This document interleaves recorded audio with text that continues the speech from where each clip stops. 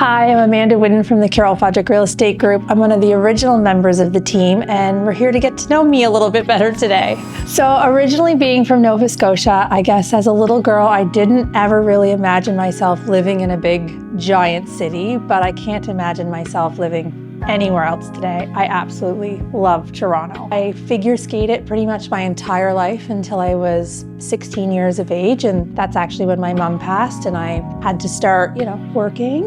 That was okay. I really actually loved figure skating. It probably taught me about teamwork and commitment, and I was on Team Nova Scotia and I made a lot of great friends and amazing coaches throughout my life. So mentorship and teams and being of community has always come very naturally to me, and I love being in community with a lot of other people. Probably why I love being a real estate agent so much. So one of my first careers ever, and I actually lied about my age to get the job, was being a bridal consultant at the lovely age of 15. There was a wonderful shop just down the road from me, and my mom encouraged me to go and apply, and I really wanted the job because I loved how beautiful the dresses were and how amazing people felt in them. And she took a chance on me and she hired me, and I loved that job. Fast forward to me moving to the big city. I ended up working at a small boutique in the beaches for over 11 years and absolutely loved it. I loved the community. It really reminded me of being from home. I got to watch a lot of my clients' kids grow up over the years. When I left that job, it's one of the reasons I pivoted into real estate and thought, how can I help my customers or clients grow and still be part of their lives in such a big way? And I thought, well, you know what? Real estate is something that I can help people with. I absolutely love being with people. It's my favorite part of the job. And I still get this beautiful sense of community and helping people with their major life decisions. Sometimes they're great decisions, sometimes they're sad decisions, but I get to be there with them. And I think that's one of the things that has been in my careers throughout my entire life, is just